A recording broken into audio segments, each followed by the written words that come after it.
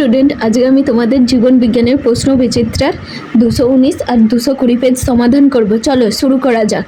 প্রদত্ত সঠিক জোটটি নির্বাচন করো। ভুট্টা বায়ুপরাগী। অযৌন জনন ও যৌন জননের পার্থক্য সংক্রান্ত যে বক্তব্যগুলি সঠিক তা বেছে নাও। অযৌন জনন, এক্ষেত্রে একটি জনিত্রী জীবের প্রয়োজন হয়। যৌন জনন, এক্ষেত্রে বিপরীতধর্মী দুটি জনিত্রী জীবের প্রয়োজন হয়। এটা ঠিক। অযৌন জনন, গ্যামেট উৎপন্ন হয়। যৌন জনন, গ্যামেট উৎপন্ন হয় না, এটা ভুল। মাইটোসিসের ওপর নির্ভরশীল, মিওসিসের ওপর নির্ভরশীল, ঠিক। অপত্য জীবের অভিব্যক্তি দেখা যায় না, অপত্য জীবের অভিব্যক্তি দেখা যায়, ঠিক। গয়ের উত্তরটা হবে। স্বপরাগযোগ সম্পর্কিত কোন বক্তব্যটি সঠিক নয়? পরাগরেণুর অপচয় বেশি হয়। মানুষের অটোজোমে থাকা জিন দ্বারা প্রদত্ত কোনটি নিয়ন্ত্রিত হয় না? হিমোফিলিয়া। প্রদত্ত দুটি জীবের ফেনোটাইপ দেয়া আছে। 1. কঞ্চিত ও সবুজ বীজযুক্ত মটর গাছ। 2.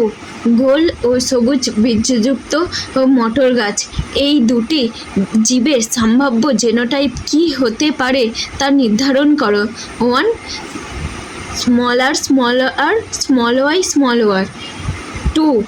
Capital R small Y.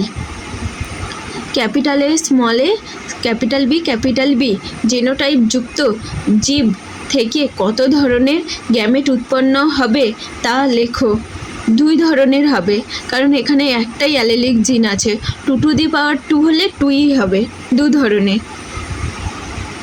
খস্তম্ভে দেয়া শব্দের সঙ্গে খস্তম্ভে দেয়া শব্দের মধ্যে সমতা বিধান করে নিচের উত্তরগুলির মধ্যে কোনটি সঠিক তা নির্ণয় করো। নিষ্ক্রিয় অঙ্গ, কালকাসুন্দা স্ট্যামিনোড। তারপর সমস্ত অঙ্গ, ফণিমনসার পর্ণকাণ্ড ও আদার গ্রন্থিকাণ্ড। সমবৃত্তীয় অঙ্গ, মটর গাছের ও ঝুমকলতার আকর্ষ। ক্ষয়ের উত্তর হবে এ, 2-এরটা হবে বি, 3-এরটা হবে সি, 1-এরটা হবে।